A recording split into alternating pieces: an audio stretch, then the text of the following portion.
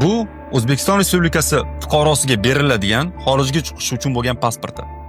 Va bu pasportda oxirgi betida yozib qo'ygan: pasport O'zbekiston Respublikasi mulkidir.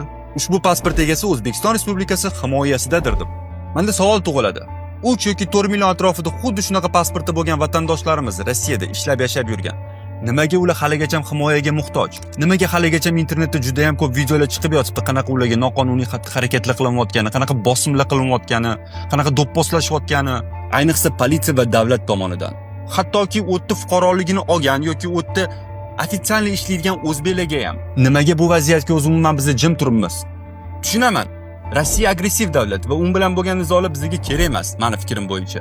Shuning uchun ham balkim amaldorlarimiz bu vaziyatga ko'p aralashmaslikka harakat qilishar. To'g'ri-da, Ukrainani kuni boshimizga tushishini amaldorlarimiz ham xohlashmaydi.